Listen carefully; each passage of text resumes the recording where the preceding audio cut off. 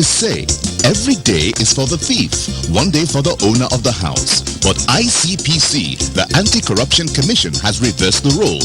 It is now every day for the owner of the house. If you're involved in bribery, over-invoicing, or any shady deal, the day of reckoning has come. ICPC, the Anti-Corruption Commission, is watching you.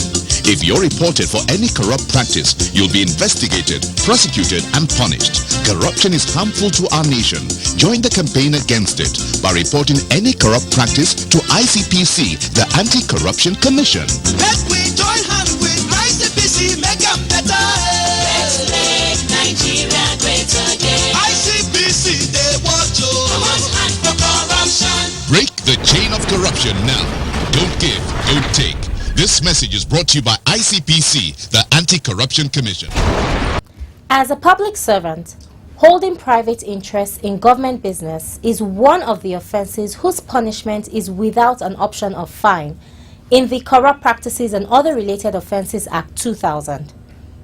Simply put, it is an offense for a government worker to have personal interest in a company that seeks to execute a contract or provide a service for their organization. Holding an interest in such a company would prevent fairness, equity, and the provision of a level playing field for competing companies. This is where we shall be turning our searchlight on this edition of the program. Welcome to Corruption Must Go, ICPC's weekly television program. I am Ruth Awodi. Today's edition also has stories on anti-corruption. It has ethics and values, drama, and many more.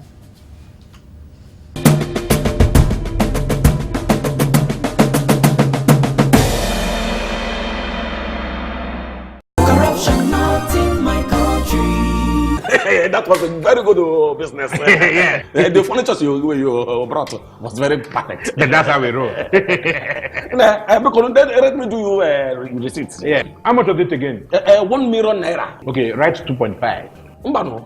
The deal was for 1 million naira now. Okay, write 3 million. I'll give you 500. Oh no, I don't do business like that now. Yeah. Hey, that can give me back my check. Let me go and look for someone that understand business. Take. Your loss. But it is only for incorruptible customers. What are you talking? Now get out. What kind of this? You will just die. No, You will die. That is the door. Now get out from here. Rubbish. Look, my people, make una only add money for original invoice price. That's not corruption. Say no. Not in my country. Stop corruption now. Corruption not in my country.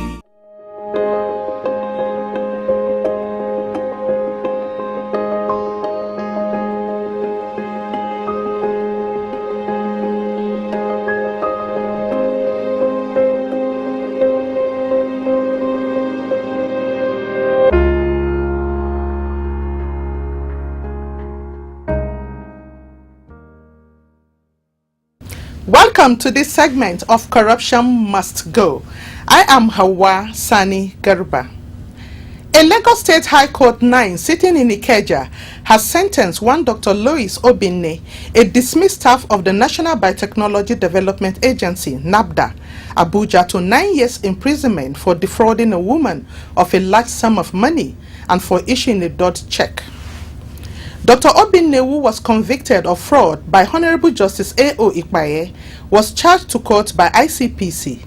Convict had earlier been arraigned in 2012 before Justice Ikpaye for tricking his victim into parting with a sum of 2,500,000 naira with a promise that he would help her process a contract with NABDA worth 16 million naira and for the issuance of a check of 15 million naira to her, knowing that there was no money in his account.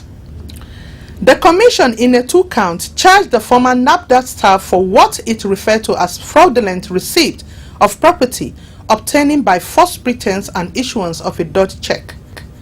The offences are contrary to Section 13 of the Corrupt Practices and Other Related Offences Act 2000, Section 1, Subsection 3 of the Advanced Fee Fraud and Other Fraud-Related Offences Act 2006, and Section 1 of Dishonored Checks Act and punishable under Section 14 of the ICPC law.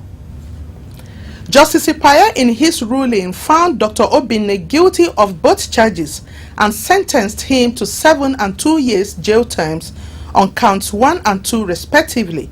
The sentences are to run concurrently. It is noteworthy that the accused person had changed counsel and jumped bail several times, and even after the commission had arrested him through undercover operations. As at the time of his conviction, Dr. Obinne was at large, being neither in court nor represented.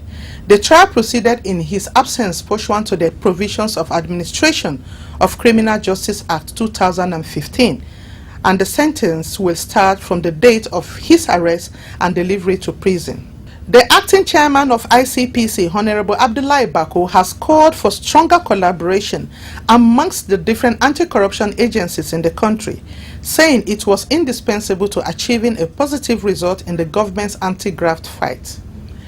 Honorable Bako made this call at the Commission's headquarters in Abuja recently when he played host to some members of an anti-corruption group known as Interagency Tax Team, IATT. The team comprises representatives of all the anti-corruption agencies in the country and is charged with the responsibility of harmonizing the activities of the various agencies.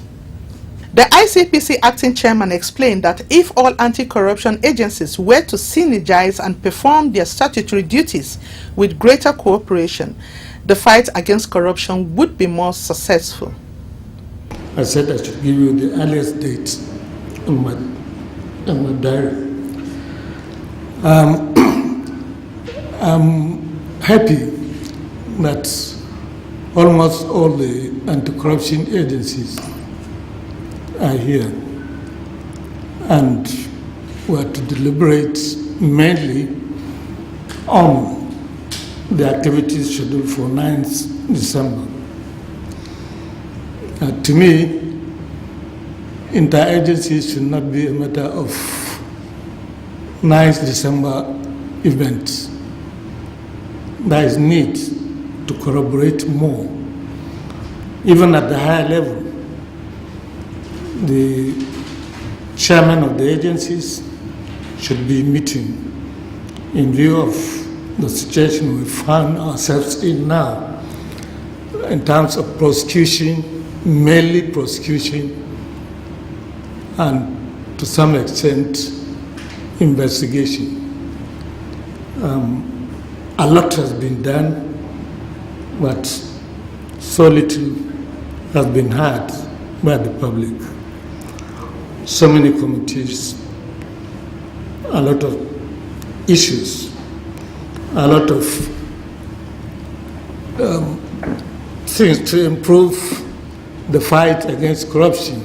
Earlier, the leader of the Interagency Tax Team delegation, Ms. Amaka Obinna of the Bureau of Public Procurement, BPP, had said the team was at the commission to solicit for support of its activities planned for the forthcoming International Anti-Corruption Day, slated for 9th December 2017. She said the team was in need of financial assistance and further requested the participation of the commission staff in the activities lined up for the day. It is worthy of note that since 2009, ICPC has not reneged on that agreement in Kaduna. They have consistently contributed to the funding of the International Anti-Corruption Day and equally sent staff to work in the planning committee and during the events as well. There have been several processes that ICPC has equally steadfastly worked on. The review of the ONCAC, the national strategy, they were part of the bodies that developed all these documents, sir. Most especially, sir, I want to ask this year that bring to your notice the fact that the planning committee for the Anti-Corruption Day has already started working. It was in the course of work that it became obvious and apparent that we needed to come and pay you an advocacy visit, give you an update of the activities so far, what we plan to do for the year, and equally seek your continued support for the year's activities. This year, because the day, 9th of December, falls on a Saturday, the committee has decided to start off the event with a media program on Saturday and then have the grand launch on Tuesday, the 11th of December. This grand event would have a march where staff of various anti-corruption agencies will come together and have a walk from your premises to the venue, just to create awareness on what we are doing on anti-corruption. The trial of a former chairman of Kwara State Polytechnic Governing Council, Dr. Saadu Ayinla Alanamu, has resumed before Justice Mahmoud Abdul Ghaffar of the Kwara State High Court in Ilorin. The accused, who is one of the 2 board nominees for ICPC that were dropped for being under investigation by the Commission, is standing trial with the Chief Executive Director of Namilas Nigeria Limited, Salman Suleiman, after having been arraigned by the same Commission earlier in September 2017. ICPC's prosecuting counsel, Sule Amedu and Ijeize Soni Eziana, fielded one Mr. Oluwaseun Oshiemi as their first witness. In the course of his testimony, the prosecutor sought to tender the written statement of the second accused, Mr. Suleiman, but the defense counsel raised an objection that the statement of their client was not made voluntarily. They alleged that he was forced, harassed, intimidated, and coerced into making the statement to the Commission's investigators. Consequently, Justice Ghaffar ordered a trial within trial, which commenced the same day. This, he said, was for the court to determine whether the statement was made voluntarily or not. On conclusion of evidence for both the prosecution and the defense in the trial within trial, the case was adjourned to 21st, 22nd, and 23rd November 2017 for address in the trial within trial and the continuation of hearing in the substantive matter. Dr. Alanamu is facing an 8-count charge for allegedly collecting a bribe from a contractor. The commission in the charge sheet accused Alanamu, who was also the chairman of the Kwara State Polytechnic Tenders Board, of collecting 5 million naira bribe from a contractor, Salman Suleiman, as kickback for the award of a contract. Suleiman, on his part, was accused of bribing a government official when he paid 5 million naira through a guaranteed trust bank account to Alanamu as a reward for the award of contracts to his company. That will be all from this segment of Corruption Must Go. The program continues.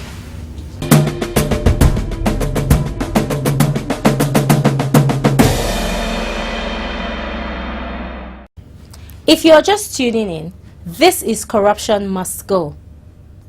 As a public officer entrusted with promoting or protecting public interests for socio-economic development of the country, which could be in making decisions on contracts and investment choices on behalf of government, one is not expected to deliberately withhold or use information in order to serve selfish interests. Some examples of acts of a public officer that constitute holding private interests include deliberately awarding contracts to firms owned by one's own friends or families, buying government properties or shares at lower prices than the value, manipulating bidding or procurement processes. A lawyer from our legal department will further enlighten us on the position of the ICPC law on this. Well, basically, private interest means having financial interest in a contract, an investment, something that will give financial benefit to someone who is employed in the public service and which that person is not entitled to. Well, Section 12 of the Corrupt Practices and Other Related Offences Act 2000 tends to forestall the idea of public servants, those employed in the public service, acquiring direct or indirect private interest in any contract, investment, agreement made on account of the public service. And the Act, well, for a public servant, you can hold interest as long as that interest is expressed through a joint stock company having more than 20 registered members. So that means simply that if you are a public servant and you register a company and acquire interest by way of having a contract or using your private name, that is prohibited by Section 12 of the Act. And if the person or such an offense is committed, if the person is convicted, the Act specifies 7 years imprisonment.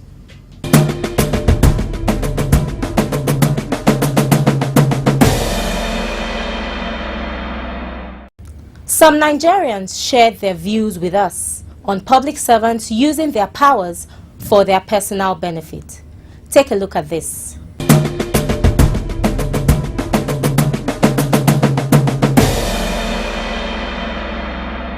And the problem we're having now in this country now is government officials giving call on their orphan members because they want to enrich themselves. They are forgetting about the future of the nation.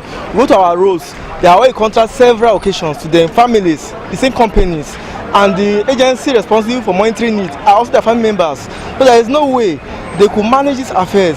So we want the government to be a little bit more stricter in such a way that due process must be followed. Not when they will give one contract to one particular company. Like imagine what's happening in the government today now. The oil sectors, the road sector, the health sectors, decaying every now and then because of this particular menace. So I want the government to as a matter of urgency look into this issue so a contract does not spill out to family members. If possible, there should not be place whereby a family member will bid for a contract. Let's be very stringent that contract must be bidded for by non-family members or relatives. You see, people have rightful credentials. They are graduates there. And when you don't have somebody in government, it's difficult for you to have a job or have a contract. Some of them have uncles, in-laws, and so on.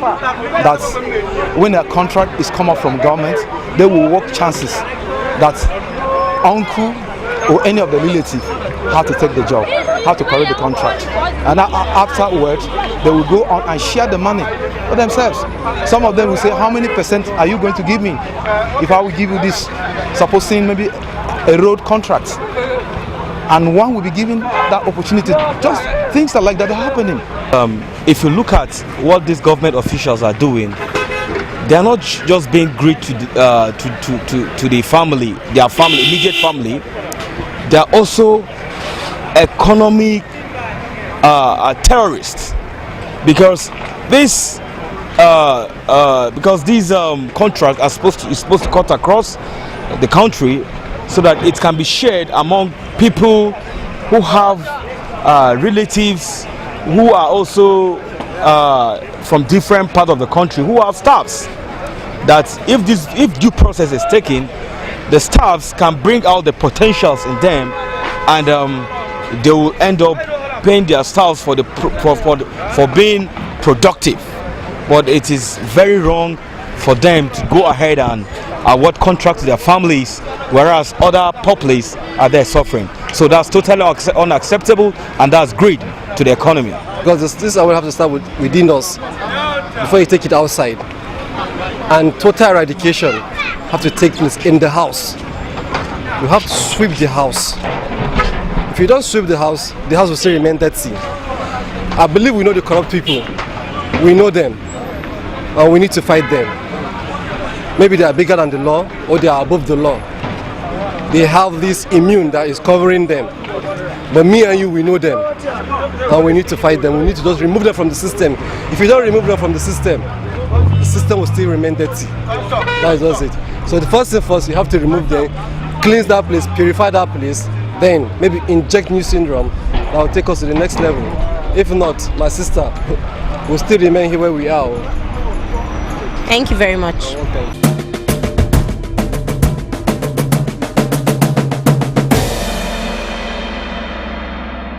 Corruption not in my country. That was a very good business. Yeah. The furniture you brought was very perfect. That's how we roll. Because let me do you receipts. Yeah. How much of it again? 1 million naira. Okay, write 2.5. Mbano. The deal was for 1 million naira now. Okay, write 3 million. I'll give you 500. Oh no, I don't do business like that now. Yeah. Hey, that can give me back my check. Let me go and look for someone that understand business. Take. Your loss. It is only for incorruptible customers. What are you talking? Now get out. What kind of this? You will just die. No, You will die. That is the door. Now get out from here. Rubbish. Look, my people. Make una only add money for original invoice price. That's not corruption. Say no. Not in my country. Stop corruption now. Corruption not in my country.